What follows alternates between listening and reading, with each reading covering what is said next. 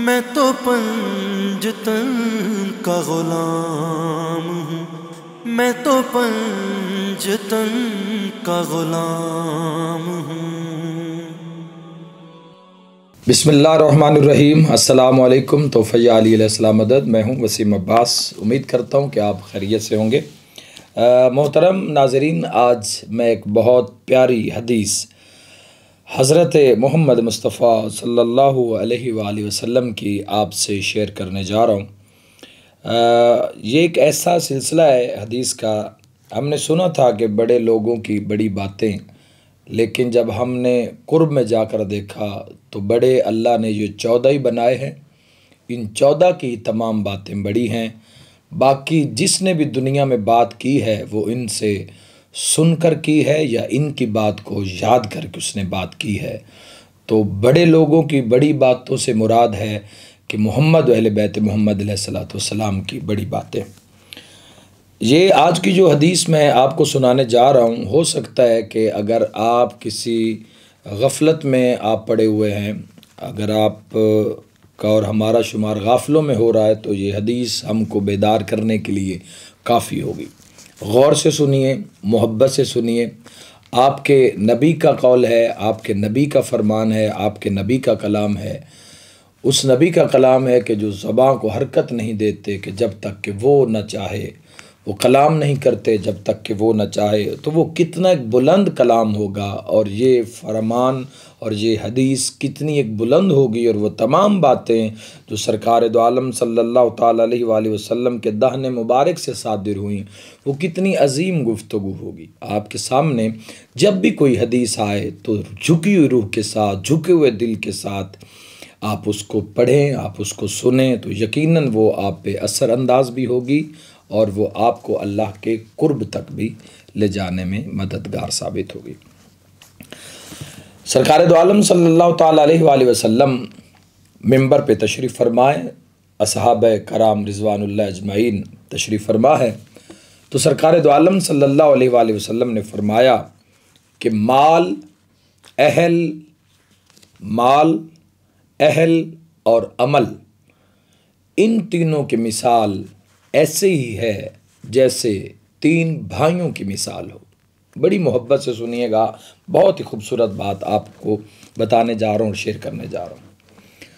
सबसे पहले माल, दौलत, उसके बाद अहल, बीवी, बच्चे, माँ बाप, घर वाले, रिश्तेदार, और तीसरे नंबर पे अमल। ये तीन चीज़ें, माल, अहल और अमल, सरकार दो आलम सल्लल्लाहु ताला अलैहि वसल्लम ने फरमाया कि इनकी मिसाल ऐसे ही है कि जैसे तीन भाइयों की मिसाल हो। अब एक बंदा दुनिया से जाने लगता है, ये आका अलैहिस्सलाम फरमा रहे हैं, तो वो इन तीन भाइयों में से एक की जानिब रुख करता है, पहले की तरफ, यानी माल की तरफ रुख करके वो कहता है कि मैंने आपके साथ वक्त गुजारा, तो अब मैं इस दुनिया से जा रहा हूँ, तो आप मेरे भाई हो, तो आप इस मुश्किल लम्हे में आप मेरी क्या मदद कर सकते हैं। तो वो भाई जवाब में कहता है कि मैं जब तक तुम जिंदा थे मैं तुम्हारे साथ था, मैं तुम्हारा था, जहाँ पे मुझे खर्च करते थे, जहाँ तुम मुझे जितना चाहते थे खर्च करते थे। हाँ, अब तुम दुनिया से जा रहे हो तो मेरा तुम्हारा साथ ख़त्म। तुम्हारा अपना रास्ता, हमारा अपना रास्ता। मैं जिस जगह पे पड़ा हूँ, तुम्हारे मरने के बाद, तुम्हारे जाने के बाद मैं उसी जगह पे पड़ा रहूँगा। गौर से सुनिएगा, ज़िंदगी बदल जाएगी, एक हदीस से ज़िंदगी बदल जाएगी। जहाँ पे मुझे छोड़ के जाओगे वहीं पड़ा रहूँगा जब तक तुम जिंदा हो। मैं तुम्हारे साथ हूँ, मुझे जहाँ मर्जी बुलाओ, जहाँ मर्जी लगाओ, मैं बिल्कुल तुम्हारे साथ हूँ। लेकिन जब तुम दुनिया से चले जाओगे तो जहां मुझे छोड़ जाओगे वहीं पे मैं पड़ा रहूंगा, और हो सकता है कि तुम्हारे बाद मैं उन लोगों के हाथों में चला जाऊं कि जो लोग तुम्हें पसंद न थे। सरकार दो आलम हज़रत मोहम्मद मुस्तफ़ा सल्लल्लाहु अलैहि वसल्लम ने असहाबा कराम रिज़वानुल्लाह अजमईन की तरफ देखा और फरमाया कि ए मेरे सहाबा, बताओ कि ये भाई कैसा है। तो सहाबा कराम रिज़वानुल्लाह अजमईन ने अर्ज़ किया, या रसूलल्लाह सल्लल्लाहु अलैहि वसल्लम, ये भाई तो बड़ा बेफैज़ है, कि जो भाई के मुश्किल वक्त में जब वो दुनिया से जा रहा है तो उसकी कोई मदद नहीं कर रहा, बल्कि वो ये कह रहा है कि जहाँ छोड़ जाओगे वहीं पड़ा रहूँगा, बल्कि हो सकता है उन हाथों में चला जाऊँ जो हाथ तुम्हें नापसंद थे, तो ये तो बड़ा बेफैज़ भाई है। तो सरकार दो आलम सल्लल्लाहु अलैहि वसल्लम ने फरमाया, ये माल है, ये उस जाने वाले की दौलत है। जब तक वो ज़िंदा है, उसका घर है, उसकी गाड़ी है, उसकी दौलत है, उसका रूम है, उसका बेड है, उसकी तमाम सहूलियात ज़िंदगी की चीज़ें हैं, जब तक ज़िंदा है वो इस्तेमाल करे। लेकिन जब वो चला जाएगा तो जूं कि तूं वहीं पड़ी रह जाएंगी। हो सकता है उसके बाद उन हाथों में चली जाएं जो हाथ और लोग उसको पसंद न थे। तो फरमाया, ये इंसान जिससे मदद मांग रहा है और वो इनकारी है कि मैं इस हद तक तुम्हारी मदद कर सकता हूँ, ये इंसान का माल है। अब मरने वाले ने दूसरे की तरफ रुख किया और पूछा कि भाई, मैं इस दुनिया से जा रहा हूँ तो तुम मेरे भाई थे, तो तुम मेरे लिए क्या कर सकते हो? तो उसने कहा कि हाँ, मैं ये कर सकता हूँ कि मैं तुम्हारे जाने के बाद तुम्हारे ऊपर दुख करूँगा, गिरियाजारी करूँगा, लोगों के साथ शामिल होकर तुझे गुस्ल दूंगा, तुझे कफन पहनाऊंगा और लोगों के साथ तुम्हें उठाकर कांधों पर मैं तुम्हें कब्र के किनारे तक छोड़ सकता हूँ। इससे आगे मैं तुम्हारा साथ नहीं दे सकता। सरकार दो आलम सल्लल्लाहु ताला अलैहि वसल्लम ने फरमाया कि मेरे साथियों, ये बताओ कि ये भाई कैसा है? उन्होंने कहा, ये तो पहले से भी बड़ा बेफैज़ है कि इसने भी उसका साथ नहीं दिया। तो आका सल्लल्लाहु अलैहि वसल्लम ने फरमाया, जो पहले साथ छोड़ गया वो माल था, और जो अब कह रहा है कि मैं सिर्फ कब्र तक तुम्हारा साथ दूंगा, उससे आगे नहीं, वो भी कब्र के किनारे तक, अंदर नहीं जाऊंगा, तो ये अहल है, ये उसकी औलाद है, ये उसके बेटे हैं, ये उसकी बेटियां हैं, ये उसके रिश्तेदार हैं, ये उसके दोस्त हैं, ये उसके घर वाले हैं कि जो एक हद तक तो उसके साथ जाएंगे। ये आपके साथ भी है, ये मेरे साथ भी है, ये आपके साथ भी कई दुनिया के साथ हो चुका, जो कब्रों में जा चुके, हमारे साथ होने वाला है। तो सोचिए कि हम किस जगह पर खड़े हैं। तो आका सल्लल्लाहु अलैहि वसल्लम ने फरमाया कि ये इंसान का माल है, और जो दूसरा है वो इंसान के अहल है, इंसान का अहल है, उसकी औलाद है, उसके बीवी बच्चे हैं कि जो एक हद तक तो साथ जाने को तैयार हैं, लेकिन उससे आगे वो साथ ना देंगे। तो कहा कि ये कैसा है? तो अर्ज़ किया, या रसूल अल्लाह सल्लल्लाहु अलैहि वसल्लम, ये तो बड़ा बेफैज़ भाई है। तो फरमाया, ये उसके अहल है। फरमाया, अब उसने तीसरे की तरफ रुख किया और उससे पूछा कि मैं जहाँ जा रहा हूँ वहाँ मेरी आजमाइश शुरू होने वाली है, मेरा इम्तिहान जो मैं करता रहा हूँ मैं उसका जवाब देने जा रहा हूँ, और जिस मंजिल पे मैं जा रहा हूँ उस मंजिल पे मुझे माल ने भी छोड़ दिया, मुझे मेरे अहल ने भी छोड़ दिया, जिनकी खातिर मैंने न धूप देखी, न छाँव, न सर्दी, न गर्मी, न बारिश, न ख़िज़ां, कुछ भी ना, कुछ मौसम का, ना अपनी सेहत का, ज़िंदगी का ख्याल ना रखा।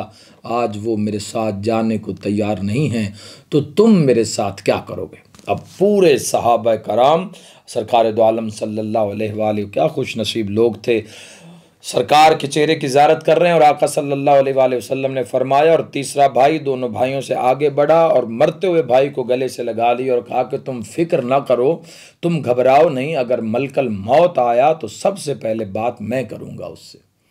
तुम्हारी रूह किस तरह कब्ज़ करेगा, ये उससे बात मैं करूँगा। तुम्हारी रूह को कितनी तकलीफ़ देगा, ये इसकी ज़मानत मेरी होगी। उसके बाद तुम्हें ये उठा के कब्र की तरफ ले जाएंगे, तो तुम कब्र में, गौर से सुनिए और सुभान अल्लाह कहते जाइए, कि तुम कब्र में बाद में आओगे, मैं तुमसे पहले तुम्हारी कब्र में पहुंचकर तुम्हारा इंतज़ार करूंगा और तुम्हारे रास्ते को हमवार करूंगा, और अगर आग फिशार कब्र की तुम्हारी तरफ बढ़ी तो मैं तुम्हारे सामने खड़ा हो जाऊंगा और मैं उस आने वाले उस फिशार कब्र को, उस अजाब को मैं रोक लूँगा, और तुम्हारी निजात के लिए मैं अपना पूरा जोर लगा दूंगा। तो सरकार दो आलम सल्लल्लाहु ताला अलैहि वसल्लम ने फरमाया, मेरे साथियों, ये बताओ कि ये भाई कैसा है? आपसे भी सवाल है कि ये भाई कैसा है पहले दो की निस्बत। तो तमाम ने अर्ज़ किया, या रसूल अल्लाह सल्लल्लाहु अलैहि वसल्लम, ये तो बड़ा कमाल भाई है, ऐसा भाई तो खालिक हर को अता फरमाए, ऐसे भाई की सोबत अल्लाह हर को नसीब फरमाए।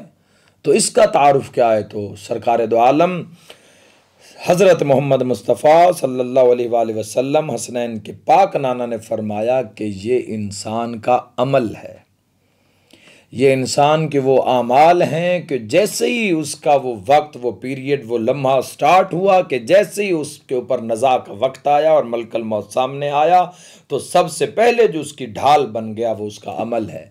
उसके अमल की बुनियाद पर ही देखा जाएगा कि उसकी रूह किस तरह से कब्ज़ करनी है, उसकी रूह को किस तरह इस दार फ़ानी से उस हमेशा के रहने वाले जहान में मुंतकिल करना है। और उसका वो अमल ही है कि जो उससे पहले कब्र में जाकर उसकी कब्र की सख्तियों को दूर कर रहा है।